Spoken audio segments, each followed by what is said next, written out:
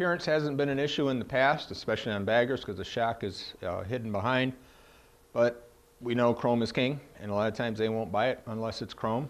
Or here's a new look that we have on the Ultra Touring shock for 2010. Also nice looking. Also, sadly, is going to be covered up by the bags. But if they ride with their bags off, they've got an item to show and display. Last one's a worn item. And again, like we talked a few minutes ago, just because there's no sign of oil leaking or rust on the chrome doesn't mean it's worn out. Not worn out. It is, most likely.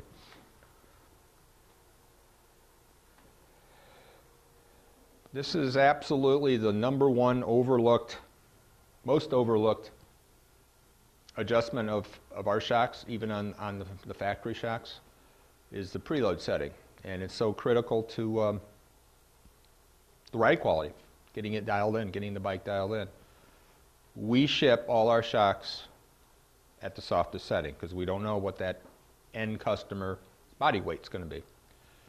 So it's up to you if you're installing or if you're selling to a consumer. It's up to them to make this adjustment, and it's so simple. And they can do it on their stock bike as well because the OEs provide that feature as well. And it's simply taking the, let's envision this is a 13-inch shock, out of the box, put it on the bike, and have the rider, the owner of the bike, sit on it, and you want it to sag or compress about an inch. We say 1/3 of the available travel. For discussion purposes, an inch is safe. If you've got a 3 inches of travel shock, then yes, 1 inch you want it to sag. But if you've gone to a shorter shock, say a 2-inch travel, available travel, then you're looking at maybe only 3/4 of an inch of sag. Obviously, you want to set the travel about 1/3 of the way in. The point of it is, as you go over a pothole, for example, you want travel in that down direction, because the job of the damper is keep the tire in contact with the pavement at all times. Conversely, if you hit that pothole bump, you now want travel available in this direction. So the same thing, you want this part of the shock never to move, and you want this to do all the work. If it's set with no preload, like a strut, what's going to happen when it goes over the pothole? It's going to drop the whole bike down into the hole, or over the bump, it's going to catapult them off the seat. I mean, it's just real simple, but so sadly overlooked. Like I said, the #1 complaint we get on phone calls or emails to the corporate offices is, we bought a set of your shocks, they ride like, garbage. And what do you mean? Where'd you set your preload is always our first question back at them, and there's silence. And it's like, aha. So they'll go and make the adjustment, and in most cases they're happy.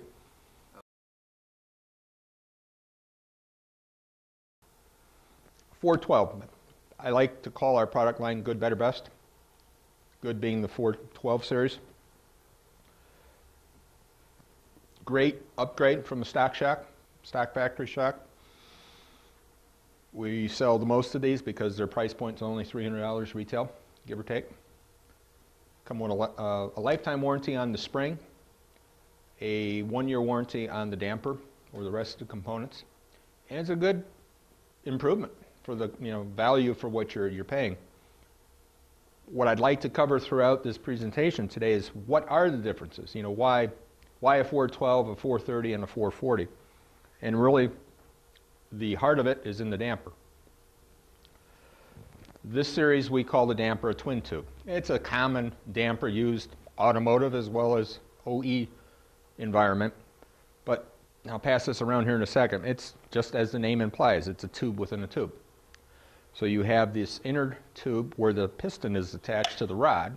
So as it compresses, and rebounds, it's just moving fluid from the inner tube to the outer tube, and then as it rebounds, it sucks it back out under nitrogen gas charge. So it's a better way to dampen. You get a little more control. There's obviously more going on in there, but when we compare this to a stock shock that we talked about earlier, where it's just air and oil and a little helper spring, it's a great improvement over that for a great price point. We have the 812 series shock, which is, I call the 412 in camouflage. it's the 412. So adjustment, performance, warranty, all those features are the same. The only difference is it comes with a decorative cover on the eyelet, mounting eyelets, and then over the coil spring.